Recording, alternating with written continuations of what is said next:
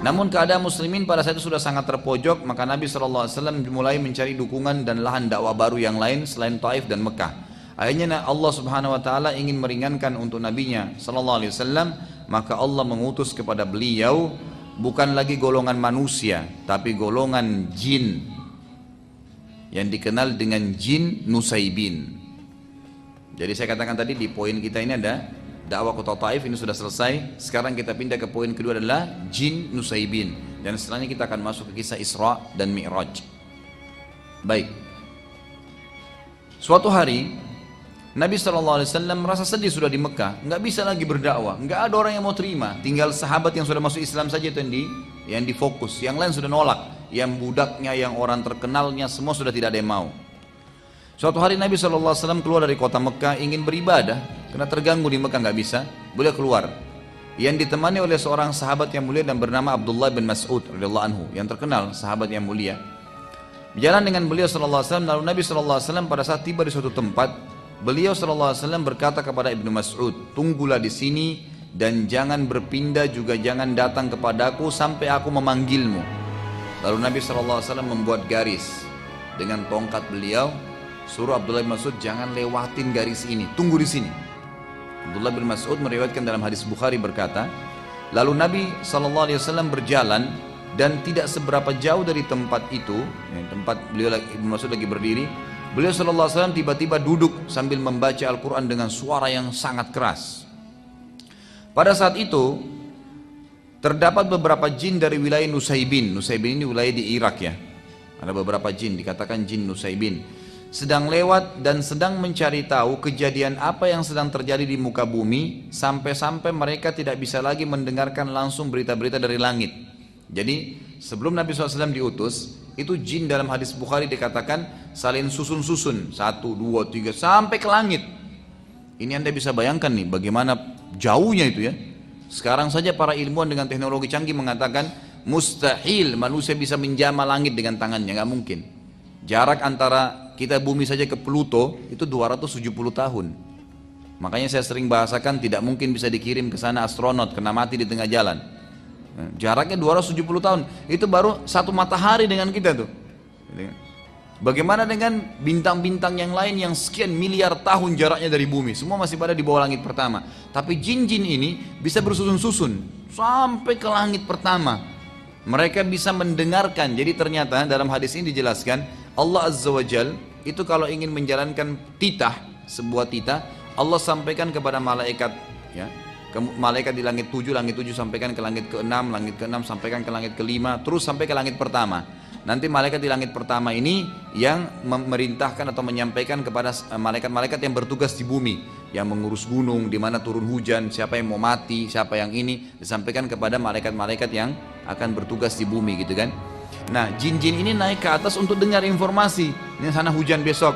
Oh, di sini ada mati fulan. Oh, ini akan terjadi gempa. Dia dengar semua informasi besok. Kan gitu. Nah, nanti jin-jin ini akan bekerja sama dengan penyihir-penyihir dan penyamun. Menyampaikan nih, ini kami dapat informasi di sana hujan. Nanti kamu sampaikan, besok hujan di sana supaya pengikutnya percaya sama si dukun-dukun ini. Nanti akan kita bacakan dalam surat jin tentang kisah ini bagaimana bekerja samanya manusia dengan jin, dan sampai hari ini, sampai hari kiamat akan terjadi itu. Tetap akan ada bekerja sama, dan ini dilarang dalam Islam ya. Perlu Anda ketahui bahwasanya tidak boleh interaksi dengan jin dengan alasan apapun, gitu kan. Nabi SAW mengatakan dalam hadis Bukhari, pada saat beliau sedang selesai sholat, beliau mengatakan, tadi waktu saya sedang sholat ada jin, syaitan yang coba mengganggu saya. Lalu saya menangkapnya dalam sholat. Hadis sahih ini. Lalu saya menangkapnya dalam sholat. Tiba-tiba saya teringat perkataan Sulaiman yang berkata, ya Allah, karuniakanlah saya kerajaan tidak layak untuk orang sebelum dan sudah saya. Maka saya melepaskan dia. Kalau tidak, maka saya akan ikat jin itu di pohon di Madinah agar anak-anak Madinah mempermainkannya. Tapi di sini Nabi SAW sendiri tidak interaksi, dilepaskan oleh Nabi SAW. Kata ulama, berarti tidak boleh memang manusia berinteraksi orang Muslim. Walaupun Anda alasan oh jin Muslim, tetap tidak boleh. Tidak boleh. Tidak boleh menikah sama mereka, makanan mereka berbeda, perhitungan waktu mereka berbeda, dan Anda tidak butuh jin karena Anda butuh Allah Azza wa Jal. Gak usah jin untuk apa? Pasti dia minta imbalan. Anda bilang tidak, nggak mungkin. Itu sudah Al-Quran yang berbicara seperti itu. mereka akan bekerja sama dengan manusia dan minta imbalan dari situ. Ada yang minta menikah dengan manusia, makanya ada dukun-dukun laki-laki atau perempuan sampai tua tidak nikah-nikah karena nikah sama jinnya. Ada orang yang diminta nyumbang darah ayam, darah hewan, atau pergi ke kuburan tertentu. Pokoknya jin-jin ini minta agar jauh dari Allah Subhanahu wa taala, gitu kan? Kalau kita masih bergantung pada Allah, tidak bisa bergantung pada dia. Dan satu-satunya cara untuk membuat orang bisa bergantung adalah memenuhi kebutuhannya manusia. Dan Nabi SAW sudah mengatakan juga dalam hadis lain, jin-jin itu penuh dengan kebohongan. Maksudnya jadi saya pernah jelaskan ya, jin ada 3 golongan ya. Ada jin mukmin, ini mustahil kerjasama dengan manusia. Ada jin fasik dan jin kafir. Jin fasik ini adalah jin yang beriman pada Allah seperti kita orang muslim, tapi nggak sholat, masih bermaksiat, itu namanya fasik. Jin fasik sama jin kafir ini namanya syaitan. Jadi tidak semua jin itu syaitan ya, tidak semua jin itu syaitan. Yang beriman dikatakan jin mukmin. Yang kita maksudnya adalah golongan syaitan, jin fasik atau jin kafir. Jadi orang-orang yang mengatakan saya pelihara jin muslim itu jin fasik itu. Karena itu jin fasik dan tetap akan dia minta imbalan. Apapun sifatnya itu, mungkin tidak bisa dirincikan tapi dia akan minta imbalan secara otomatis. Tapi kalau dia pelihara jin kafir, maka lebih parah nanti. Ada yang sampai menghinakan Al-Quran gitu kan. Di Saudi itu ditemukan, di Saudi ada dibentuk tim oleh kerajaan itu khusus tim pemberantas penyihir gitu. Jadi syekh-syekhnya ngumpul semua itu nyari pada penyihir. Waktu terbongkar tuh luar biasa gitu. Ya, kalau jin-jin yang kafir itu mereka menyuruh Al-Quran dihinakan sampai ditemukan tuh Al-Quran pernah ditaruh di kloset kamar mandi. Dikeluarkan oleh tim ini, dicuci, lalu dikasih minyak wangi Quran itu sebagai bentuk ya penghargaan dalam Al-Quran dan membalas penghinaan mereka kan gitu.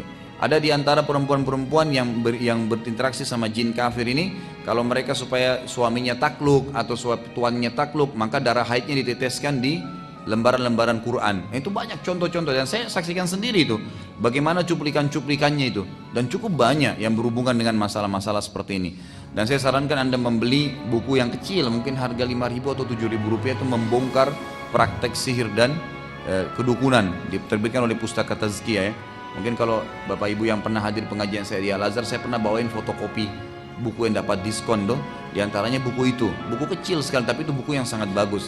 Di dalamnya itu ada gambar-gambar, bentuk-bentuk sihir-sihir yang biasa dipakai oleh penyihir-penyihir dari bentuk benang, tali, apa saja, boneka, macam-macam gitu kan yang mereka lakukan.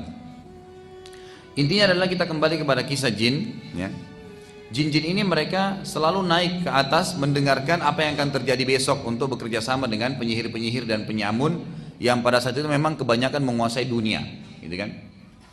Allah ceritakan tentang kisah ini dalam surah Jin urutan 72 ayat 9. A'udzubillahi minasyaitonirrajim wa anna kunna naq'udu minha maq'ida lis-sam' faman yastami'il ana yajid lahu shihabar rasada. Dan sesungguhnya dahulu kami dapat menduduki beberapa tempat di langit untuk mendengarkan berita-berita. Tetapi sekarang berita maksudnya apa yang terjadi besok, gitu kan? Tetapi sekarang barang siapa yang mencoba mendengarkannya tentu akan menjumpai panah api yang mengintai atau membakarnya. Dikatakan dalam hadis Bukhari yang lain bahwasanya Nabi SAW bersabda, jin-jin dulu mereka susun untuk mendengar berita dari langit. Setelah aku diutus, kata Nabi SAW, maka jin-jin langit itu dijaga oleh malaikat-malaikat, dijaga oleh malaikat-malaikat. Yang malaikat-malaikat ini memegang bintang-bintang yang dipakai untuk memanah jin-jin itu. Makanya kan fungsi bintang itu kan ada 3 ya, untuk rujuman lisyayatin, memanah setan-setan yang datang mendengarkan berita. Kemudian dalam ayat yang lain di surah Al-Mulk dijelaskan itu zina, perhiasan. Inna zayyana as-sama'ad dunya, gitu kan, bizinatil khawaqib, dan kami hiasi muka bumi, langit bumi ini dengan bintang-bintang ya, wa hifdhan min kulli syaitanin, dan untuk menjaga juga dari syaitan-syaitan yang datang, gitu kan. Kemudian fungsi yang ketiga adalah menjadi petunjuk bagi orang di lautan, di mana-mana itu fungsi bintang-bintang, fungsi bintang-bintang itu yang dijelaskan oleh Allah Subhanahu wa taala. Baik. Saat Nabi SAW ya sedang membaca Al-Quran tadi, ternyata jin-jin dari Nusaybin ini kan lagi keliling di muka bumi. Mereka sempat bilang dari lanjutan hadis Bukhari tadi, lalu jin-jin ini berkata, pasti ada penyebabnya. Kenapa langit sekarang dijaga? Dulu sebelum Nabi Muhammad SAW itu tidak ada. Boleh di zaman Nabi Musa, Nabi Daud, semua Nabi sebelum Nabi Muhammad SAW itu mereka masih bisa dengar. Makanya masih bersaing antara dakwah Nabi dengan para penyihir ini gitu kan.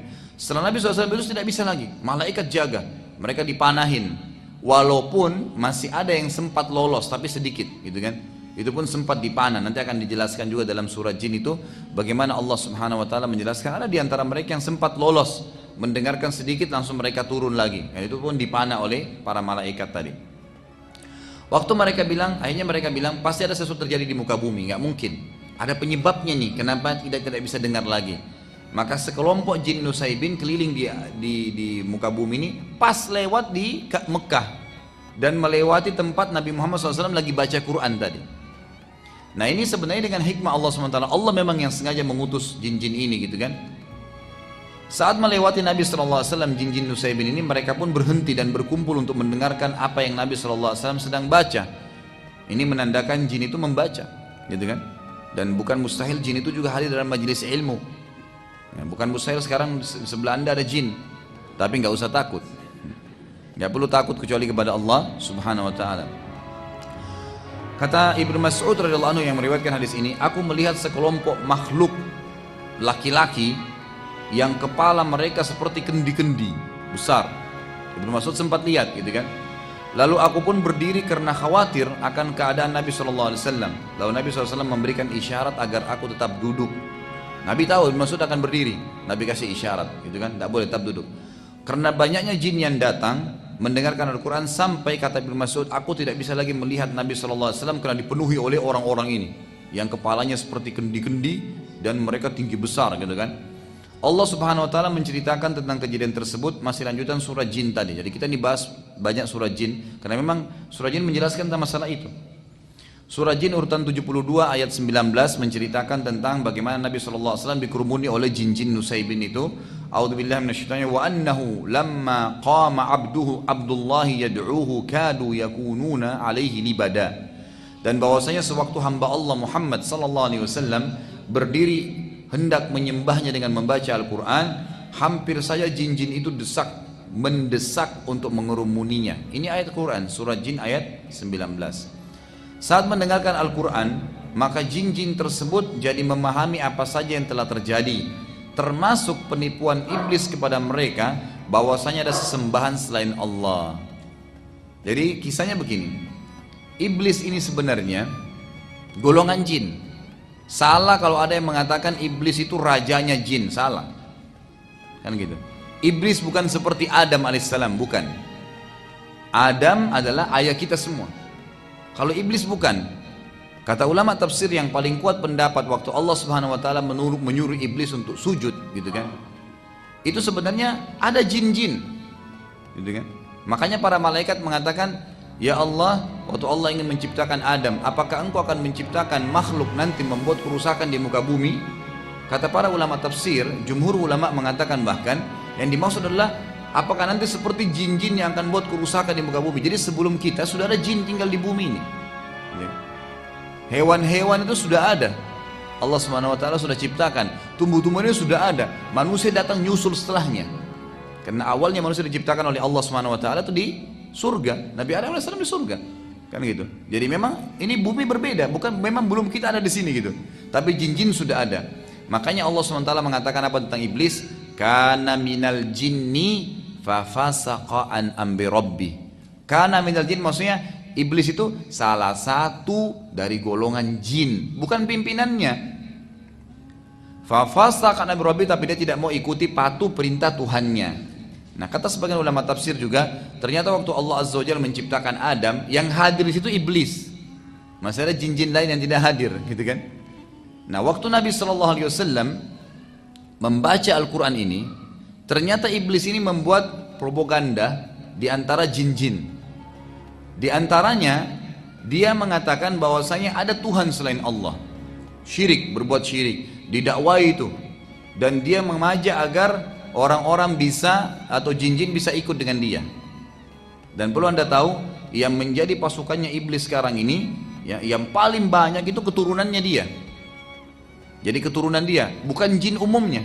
Karena jin banyak yang beriman dan tidak mau ikut dengan dia, tidak mau ikut dengan iblis. Nanti akan kita jelaskan dalam surah Jin ayat 1 sampai ayat 18 menceritakan masalah itu. Kita akan baca panjang lebar sebentar gitu kan. Tapi ini membuktikan bahwasanya iblis itu bukan pimpinan, bukan raja jin. Seperti sering digambarkan gitu kan. Tidak. Dia salah satu dari golongan. Dan iblis sangat lemah. Garis bawah ini. Iblis sangat lemah. Begitu juga pengikutnya.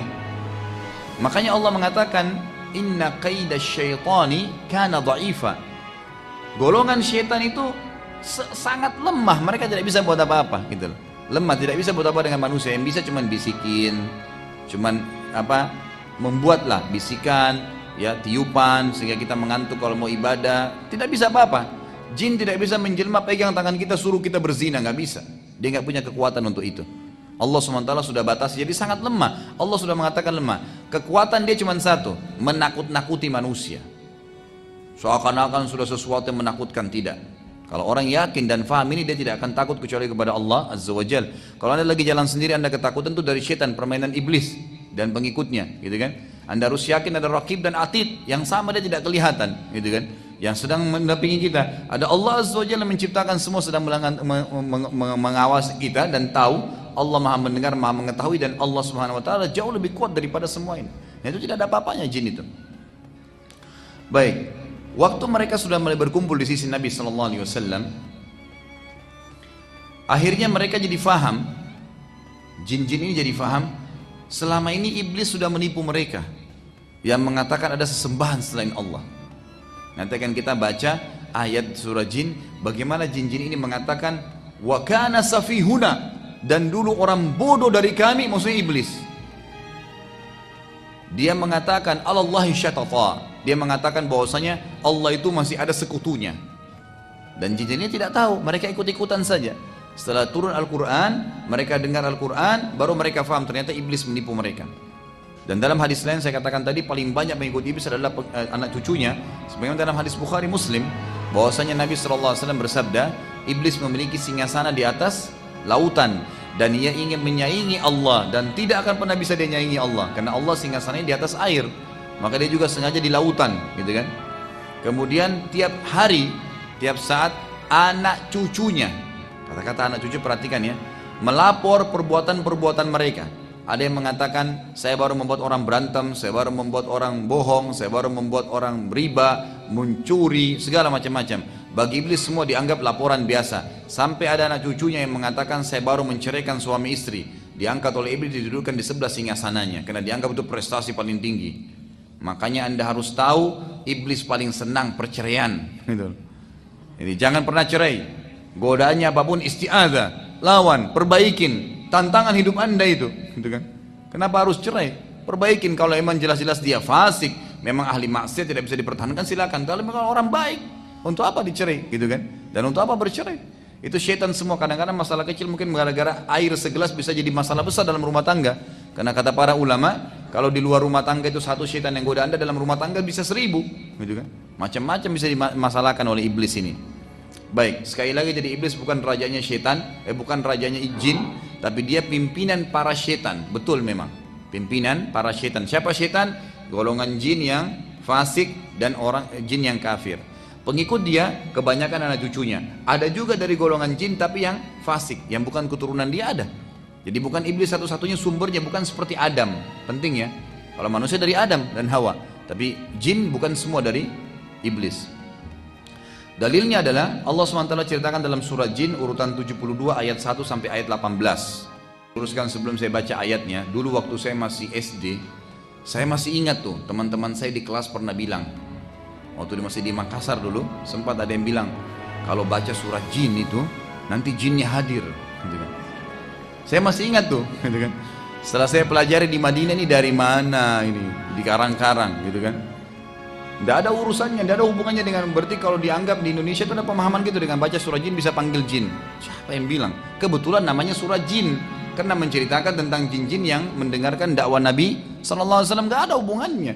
Jin biar tidak baca ini tetap ada di sebelah anda, gitu kan? Dia hidup berkisar kita sama, seperti udara yang anda hirup, seperti buah yang anda makan, mereka juga ada hidup tapi berbeda, kan gitu. makanannya beda, alamnya berbeda, postur tubuhnya berbeda, beda memang alam lain, memang berbeda, nggak boleh diikut-ikutin. Kata Nabi, kata Allah SWT, a'udzu minasyaitonir rajim, "Qul uhiya ilayya annahu istama'a nafarun minal jinni faqalu inna sami'na qur'anan 'ajaba yahdi ila ar-rusydi fa amanna bihi wa lan nusyrika bi rabbina ahada wa annahu ta'ala jaddu rabbina mattakhadha sahibatan wala walada wa annahu kana yaqulu safihuna 'ala Allahi syatata wa anna dhananna an lan taqula al-insu wal jinnu 'ala Allahi kadhiba wa annahu kana rijalun minal insi ya'udhuna bi rijalin minal jinni fazaduhum rahaqa wa annahum dhannu kama dhanantum an lan yab'atha Allahu ahada wa anna lamasna as-samaa'a fawajadnaha muli'at harasan shadidan wa shuhuba wa anna kunna naq'udu minha maqa'ida lis-sam' فمن يستمع الآن يجد له شهابا رصدا وأنا لا ندري أشر أريد بمن في الأرض أم أراد بهم ربهم رشدا وأن منا الصالحون ومنا دون ذلك كنا طرائق كددا وأنا ظننا أن لن نعجز الله في الأرض ولن نعجزه هربا وأنا لما سمعنا الهدى آمنا به ومن يؤمن بربه فلا يخاف بخسا ولا رهقا وأنا منا المسلمون ومنا القاسطون فمن أسلم فأولئك تحروا رشدا وأما القاسطون فكانوا لجهنم حطبا وأن لو استقاموا على الطريقة لأسقيناهم ماء غدقا لنفتنهم فيه ومن يعرض عن ذكر ربه يسلكه عذابا صعدا وأن المساجد لله فلا تدعوا مع الله أحدا. Ayat pertama, katakanlah wahai Muhammad, telah diwahyukan kepadaku bahwasanya sekelompok jin telah mendengarkan Al-Quran. Lalu mereka berkata, sesungguhnya kami telah mendengarkan Al-Quran yang menakjubkan. Jin kagum sama Al-Quran. Anda nggak perlu jimat-jimat. Jin aja kagum sama Quran, kok Anda kagum dengan jimat? Aneh sekali. Gitu kan? Ayat kedua, yang memberi petunjuk pada jalan yang benar. Al-Quran ini luar biasa power gitu kan. Memberi petunjuk, bisa menyentuh hati orang menangis, bisa menyentuh hati orang jadi takut, bisa menyentuh hati orang jadi senang. Luar biasa Al-Quran itu. Cuman tinggal mau nggak dijadikan sebagai petunjuk. Lalu kami beriman kepadanya. Perhatikan di sini kata ulama tafsir, spontan. Jin punya hitungan waktu yang berbeda dan mereka khusus untuk mencari hidayah yang berimannya lebih cerdas daripada manusia. Ada banyak istidlalnya berhubungan dengan masalah ini, ada banyak bukti-buktinya. Di antaranya adalah kata Allah SWT tadi, pada saat mereka dengar Al-Quran, itu cuma dibacain beberapa ayat ya, bukan semua Quran, beberapa ayat. Langsung, yang memberi petunjuk pada yang benar, lalu kami beriman kepadanya. Langsung, oh ini sudah benar, nggak mungkin salah. Langsung diikutin, nggak ragu gitu kan. Dan kata Nabi SAW, waktu Allah Subhanahu Wa Taala menurunkan ayat surah Rahman, فَبِأَيِّ آلَاءِ رَبِّكُمَا تُكَذِّبَانِ, lalu nikmat apa lagi yang kalian mau pungkiri? Maka kata Nabi SAW, golongan dari jin langsung berkata, tidak ada lagi ya Allah yang kami bisa bantah, dan kalian tidak berbicara itu. Kata Nabi SAW kepada manusia, kalian tidak bicara. Jin langsung spontan takut kepada Allah Azza wa Jal, gitu kan. Lalu dikatakan, dan kami sekali-kali tidak akan menyekutukan seorang pun dengan Tuhan kami. Ayat ketiga, dan bahwasanya maha tinggi kebesaran Tuhan kami. Jin-jin ini memuji Allah Azza wa Jal, mengakui itu. Dia tidak beristri dan tidak pula beranak. Ayat keempat, dan bahwasanya orang yang kurang akalnya dari kami, maksudnya adalah iblis. Jin-jin ini mengatakan, wa kana yaqulu safihuna, dan dulu safihuna itu orang bodoh dari kami. Yaqulu 'alallahi syatata, dia mengatakan tentang Allah perkataan yang melampaui batas, bahwasanya Allah punya istri dan punya anak. Jadi dari ayat ini dibongkar, kata ulama tafsir, keyakinan orang Nasrani sekarang itu murni dari iblis. Bahwasanya ya Allah punya istri dan punya anak. Sebagian sekte Nasrani mengatakan tidak, bukan ayahnya Isa itu ya Allah, tapi tetap dia anak Tuhan. Bagaimana cara memahami ini? Kan tidak mungkin, tidak ketemu, tidak connect gitu. Maka ini Kata di sini dibongkar oleh para jin, dulu yang nyebarin berita itu adalah iblis. Dan itu orang bodoh dari kami. Jin yang berkata tentang iblis. Anehnya masih ada orang mau ikuti iblis. Jin aja tolak dia gitu. Baik, ayat kelima. Dan sesungguhnya kami mengira, ya, kata jin-jin ini, bahwa manusia dan jin sekali-kali tidak akan mengatakan kepada Allah perkataan yang dusta. Kata ulama tafsir yang dimaksud adalah, jadi jin-jin ini mereka masih polos, mereka nggak tahu. Jadi pada saat iblis mengatakan Allah itu punya anak, punya istri, gitu kan? Seperti perkataan yang tersebar di Nasrani, banyak jin-jin tahu. Oh iya mungkin ya, mungkin karena iblis lebih tahu. Mereka jadi ikut.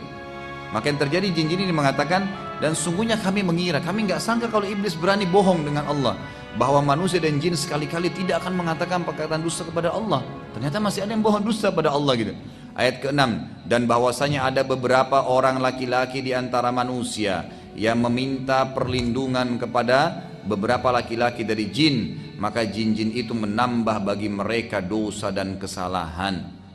Sebagian sebab turunnya ayat ke-6 dan ayat ke-7 ini, ternyata Bapak Ibu sekalian, orang-orang Arab dulu, tradisinya mereka, tradisi orang-orang kafir Quraisy itu mereka kalau lagi dalam perjalanan, kemudian nginap di sebuah tempat. Kalau dulu kan lembah ya, di padang pasir lembah. Itu tidak ada angin, tidak ada apa nih. Tiba-tiba saja pimpinan mereka, setiap kali singgah di satu tempat, keluarin makanannya setengah, lalu dia pergi ke tengah-tengah lembah, dia bilang, wahai penjaga lembah, gitu kan, ini setengah bekal kami, ambillah, jangan ganggu kami. Apa yang terjadi? Maka kata Allah SWT, fazaduhum rahaqa, jin-jin yang ada di situ tambah sombong. Nah ini kesempatan nih, makin disesatin, makin dibuat takut-takut. Makanya saya bilang itu hari, jangan pernah takut kecuali kepada Allah Subhanahu wa ta'ala. Allah pencipta semuanya, gak perlu takut. Manusia sebesar apapun, raksasa depan anda, sekuat apapun dia, kalau dia zalim, dia salah, anda sama Allah, walaupun anda kecil, anda akan dimenangkan oleh Allah Azza wa Jalla. Allah punya cara itu. Makanya Allah SWT buktikan pada saat Daud, ya, itu sedang berperang melawan Jalut, mati Jalut besar, berapa kali lipat lebih besar daripada badannya Daud alaihissalam, tapi mati di tangannya Daud alaihissalam. Itu kan Allah SWT buktikan itu. Lalu dikatakan di sini, maka jin-jin itu menambahkan bagi mereka dosa dan kesalahan. Ayat ketujuhnya, dan sesungguhnya mereka jin menyangka sebagaimana persangkaan kalian wahai orang-orang kafir Mekah, bahwasanya Allah tidak akan mengutus lagi seorang rasul.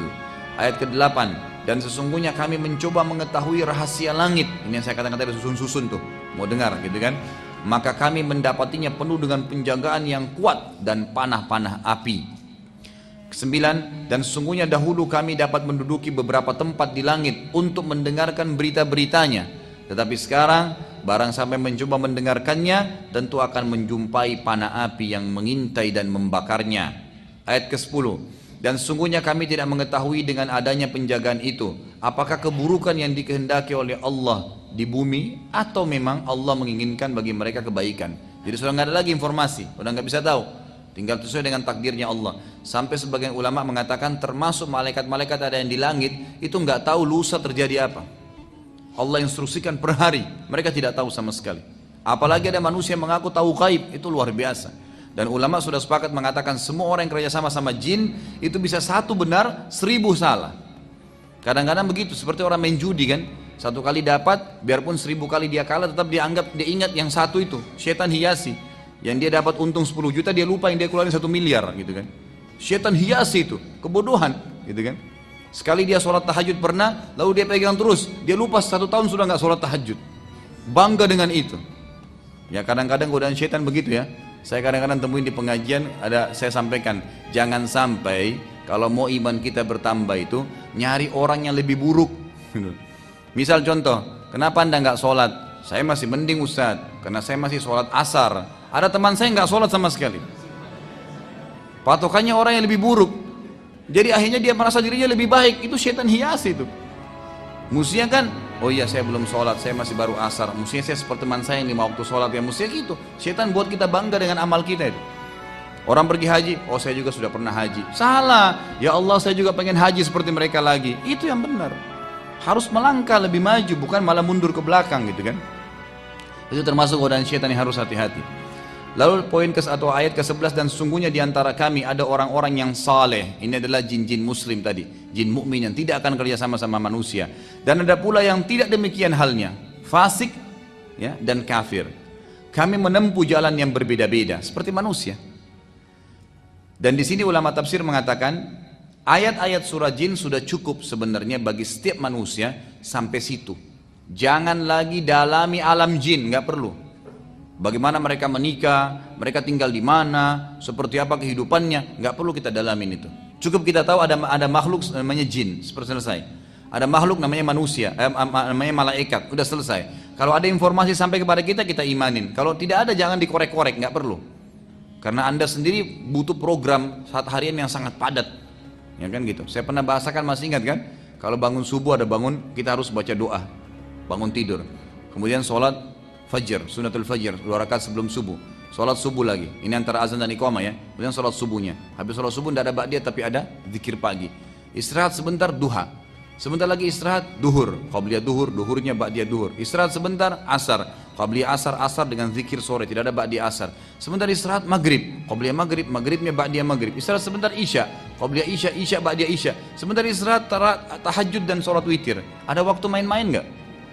Udah nggak ada. Sekali kita lalai itu bablas hilang tuh, kan gitu. Anda kalau tadi malam nggak sholat tahajud, biar nangis darah nggak bakal kembali, kan gitu. Nggak mungkin bisa terulang itu. Makanya setan mau keluarin kita dari program, nggak bisa. Saya sendiri sudah repot gitu kan. Anda coba yang perhatikan yang sudah biasa jaga zikir pagi sore, pernah nggak rutin nggak pernah ketinggalan? Nggak bisa. Kita masih kadang-kadang lewat kebablasan. Setan bisikin tuh sebentar di jalanan bisa, sebentar di sini bisa, supaya kita lalai, gitu kan? Tinggalin. Apalagi yang tidak pernah zikir sama sekali. Itu bagaimana caranya? Program Anda sudah padat dari Allah. Jangan sibukkan diri lagi dengan alam jin dan alam-alam yang lain, gitu kan? Udah selesai. Kita akan dihisab oleh Allah. Nomor 12 ayat 12, dan sesungguhnya kami mengetahui bahwasanya kami sekali-kali tidak dapat melepaskan diri dari kekuasaan Allah. Perhatikan, ayat ini luar biasa. Para jin berkata, dan sesungguhnya kami mengetahui bahwasanya kami sekali-kali tidak akan dapat melepaskan diri dari kekuasaan Allah di bumi, di muka bumi, dan kami tidak bisa lari darinya. Hanya dengan bacain ayat Quran, jinnya bisa mati tuh kalau lagi di ruqyah. Kepanasan teriak-teriak jinnya, gitu kan? Saya berapa kali ruqyah orang teriak-teriak, padahal yang kita baca cuma ayat gitu. Kita nggak tahu bagaimana Allah Azza wa Jalla membakar dia. Sampai ulama sepakat mengatakan kalau dibacain terus ayat bisa mati dia kebakaran, kepanasan. Makanya dia kesakitan gitu kan. Itu kuasa Allah Subhanahu wa taala. Jadi minta kepada Allah bukan kepada jin. Allah yang Maha Kuasa. Ayat 13, dan sungguhnya kami tak kala mendengar petunjuk Al-Qur'an, kami beriman kepadanya spontan. Barang siapa beriman kepada Tuhannya, maka ia tidak akan takut akan pengurangan pahala, dan tidak takut pula akan penambahan dosa juga kesalahan. Ayat 14, dan sungguhnya di antara kami ada orang-orang yang taat dan ada orang-orang pula yang menyimpang dari kebenaran. Barang siapa yang taat, maka sungguhnya mereka itu telah memilih jalan yang lurus. Ayat 15, adapun orang-orang yang menyimpang dari kebenaran, maka mereka menjadi kayu bakarnya neraka jahanam. Wa na'udzubillah. Ayat ke-16, dan bahwasanya bila mereka berada pada jalan yang lurus tersebut, agama Islam, mentaati apa yang diajarkan Nabi SAW, benar-benar kata Allah, kami akan memberi mereka air minum yang segar dan rezeki yang banyak. Kata di sini air minum yang segar, kata para ulama tafsir, di dunia dan di akhirat akan minum dari sungai yang ada di surga. Ayat 17, dan kami coba mereka pada jalan yang lurus tadi. Akan ada cobaan-cobaan yang datang untuk meningkatkan kualitas iman kita, gitu kan? Karena cobaan kalau datang akan Allah menyuruh, kalau Allah sedang menguji Anda pada satu cobaan, berarti Allah mau Anda dobrak, keluar, cari jalan keluar dari masalah itu. Jangan malah bilang, ya Allah, Allah uji saya diam aja di rumah, enggak. Tiba-tiba ban motornya pecah, tantangan tuh. Apa yang saya harus kerjain? Cari tambalan ban. Alhamdulillah, mungkin Allah memang ingin mengampuni dosa saya dengan ini. Mungkin sudah ajalnya ban saya, sudah, gitu kan. Jadi nggak ada masalah, karena saya sudah katakan tuh hari semua punya ajal.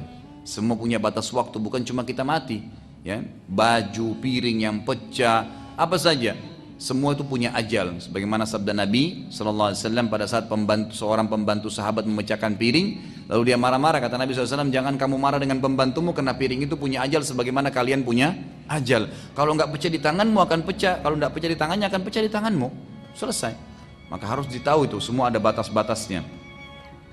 Kemudian ayat 17-nya, dan kami coba mereka pada jalan yang lurus tadi, akan diuji oleh Allah SWT. Dan barang siapa yang berpaling dari Tuhannya pada saat cobaan sedang datang, malah dia tidak kembali kepada Allah SWT, niscaya akan kami masukkan ke dalam azab yang berat. Karena sungguhnya cobaan itu untuk membuat kita lebih dekat kepada Allah SWT. Ayat ke-18 yang terakhir, dan sesungguhnya masjid-masjid itu kepunyaan Allah, maka janganlah kalian menyembah selain Allah di dalamnya. Tidak boleh ada kuburan, tidak boleh ada macam-macam. Setelah kejadian tersebut, maka jin beriman. Jin dari Nusaybin spontan beriman pada Nabi SAW.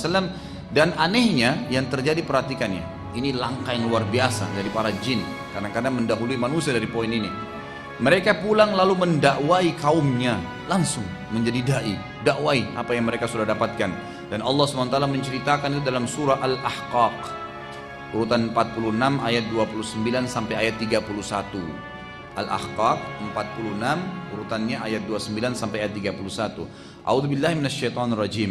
Wa idz sarafna ilaika nafaran minal jinni yastami'una al-Qur'ana falamma hadaruhu qalu ansitu. Falamma qudiya wallaw ila qaumihim munzirin. Qalu ya qaumana inna sami'na kitaban unzila min ba'di Musa musaddiqan lima baina yadayhi yahdi ilal ilal haqqi wa ila tariqin mustaqim. Ya qaumana ajibu da'i Allah wa aminu bihi yaghfir lakum min dhunubikum wa yujirkum min adzabin alim. Ini salah satu ayat yang dibaca kalau sedang ruqyah. Ini salah satu ayat-ayat ruqyah yang dibaca untuk mengusir jin atau sihir, ayat ini. Kata Allah SWT dalam Al-Ahqaq, ya, ayat 29, dan ingatlah ketika kami hadapkan serombongan jin kepadamu wahai Muhammad yang mendengarkan Al-Quran. Allah lah yang membuat mereka datang. Dan tak kala mereka menghadiri pembacaan Al-Quran itu, mereka berkata, dengarlah dengan penuh perhatian. Semua disuruh dengar, mereka sepakat itu. Setelah mendengar bacaan Muhai Muhammad, mereka pun kembali ke kaumnya untuk memberikan peringatan, langsung berdakwah, menyampaikan itu. Ayat ke-30 mereka berkata, hai kaum kami, sesungguhnya kami telah mendengarkan kitab Al-Quran yang diturunkan setelah Musa, yang membenarkan kitab-kitab sebelumnya dan menuntun ke kebenaran dan jalan yang lurus. Ayat 31, hai kaum kami, terimalah seruhan orang yang menyeru kepada Allah dan berimanlah kepadanya. Seruhan siapa? Nabi Muhammad SAW.